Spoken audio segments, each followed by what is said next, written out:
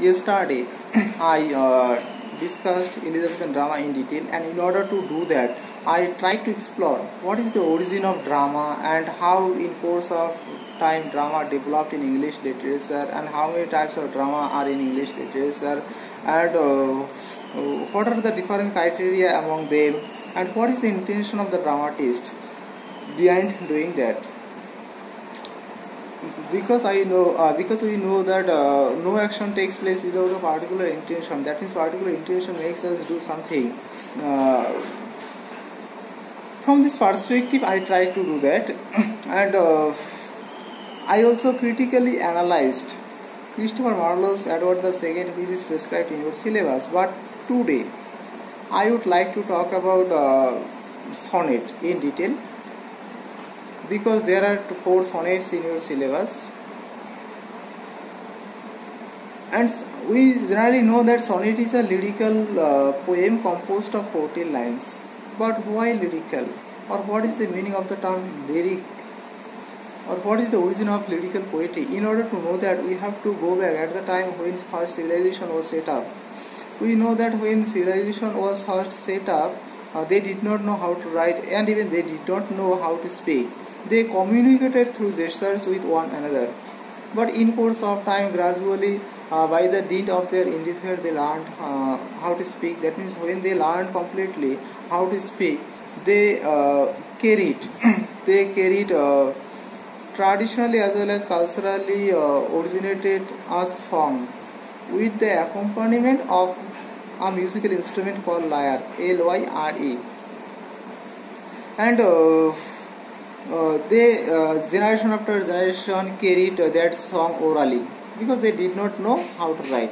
But in course of time, gradually they learned how to write, and when they completely learned, they transformed that oral form into a written form, and that written form is called lyrical poetry.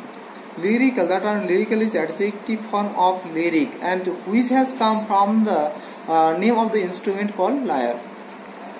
But during that time, there was another type of poetry, which is called epic poetry. Now the point is, what is the difference between epic poetry and lyrical poetry?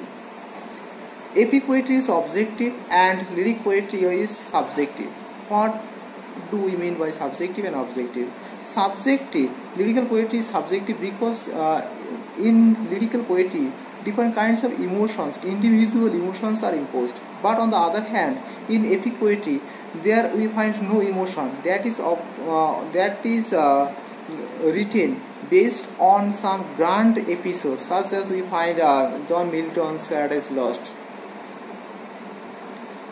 And lyrical poetry, later lyrical poetry is divided into different genres, such as we find ode, elegy, sonnet. And now sonnet was actually originated in Italy in the hands of Petrarch, and that type of sonnet is called Petrarchan sonnet. But during that time, first sonnet was originated in Italy in the hands of Petrarch, and in Italian sonnet, that means the form we find in Italian sonnet, or the sonnet which was originated in Italy is called Italian sonnet. Why? Because the sonnet was first originated in the place called Italy.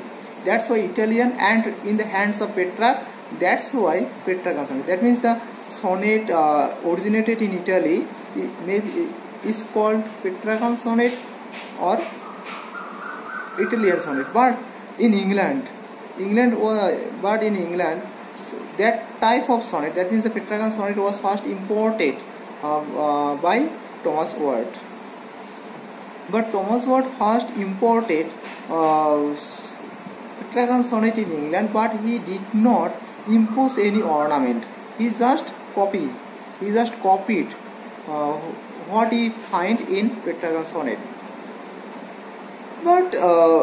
But there was a great dramatist as well as poet called William Shakespeare, without whom English literature is completely obsolete, and he also found that type of sonnet, and William Shakespeare embellished the sonnet which he found in Petrarchan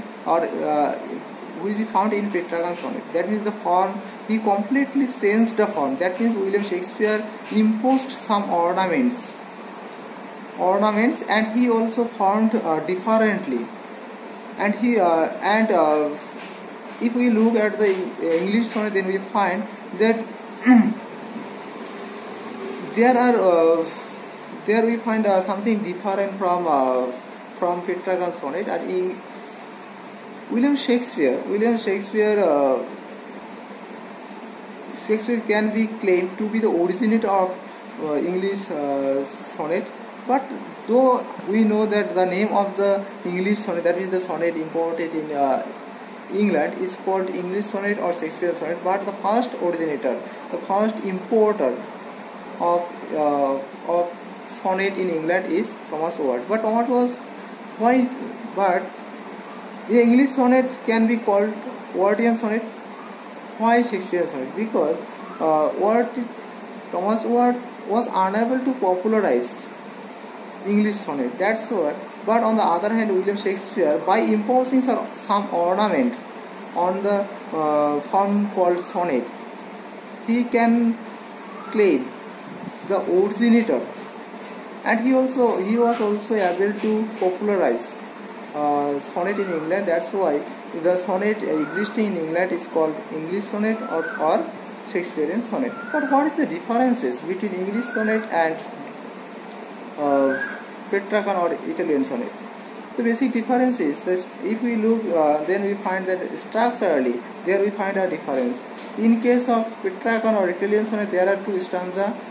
First one consisting of 8 lines. That's why that is called octave, and the last one, that means there are 2 stanza, and the last stanza is consisted of 6 lines, which is called sestet. But on the other hand, in English sonnet, we find English sonnet or Shakespearean sonnet, there we find 4 stanza. That means 3 quatrains. That means each of 3 stanza is consisted of 4 lines. That's why quatrain. And at the end, after 3 stanza, we find a stanza of 2 line, which is called couplet. And couplet, but that couplet is called heroic couplet. Why heroic couplet? Because that couplet has been written in iambic pentameter. But there are also a difference and a basic characteristic, and the most important and as well as basic characteristic of sonnet is volta, V-O-L-T-A, volta. And in the use of volta, we find the difference between these 2 types of sonnets. In case of Italian sonnet, at the very first stanza of at the very first line of the second stanza, we find volta. Why? Because what is the meaning of the term volta? Volta means the turning point. A turning point. In Petrarchan sonnet, we find that in the first stanza, that means in octave, there the poet, that means the sonneteer, imposes different kinds of questions.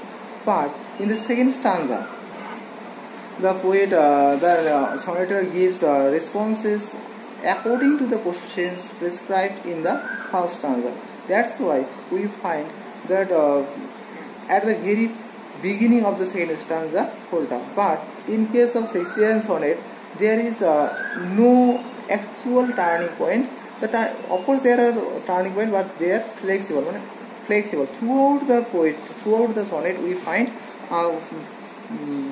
volta, that is turning point. That's why in case of Shakespearean sonnet, volta is flexible. But in case of Italian sonnet, we find volta at the very beginning of the second stanza. And there also we find the thematic difference. What is the thematic difference? The common theme of sonnet is love. But in case of Petrarchan sonnet, we find the love that is feminine. But in case of William Shakespeare, we find feminine plus masculine. That means both types of love, feminine as well as masculine, in case of Shakespearean sonnet. That is the difference, and that is the basic difference. And now I would like to come to the point completely about William Shakespeare. William Shakespeare, if we look, William Shakespeare had two persons in contact. One is William Harvard, though it is the supposed name of his friend, because we know that critics till now cannot discover who is actually his friend, and to whom he addressed 1 to 126 sonnets. That is regarded as first sequence, and there is another lady, but the name of the lady is till now not discovered. That's why that lady is regarded as Dark Lady, with whom William Shakespeare was in contact, and addressing Dark Lady, William Shakespeare wrote 28 sonnets. That means William Shakespeare wrote 154 sonnets in total. And the first sequence, that means from 1 to 126, that is regarded as first sequence and addressed to his supposed friend, supposedly William Harvard. And 127 to 154, that is regarded as second sequence addressed to Dark Lady. And this is the first sonnet prescribed in your syllabus is sonnet number 18. That means from the number of the sonnet, it is vivid that this sonnet is addressed to William Harvard. William Harvard, who is most probably his friend, though not actually. It is supposed name.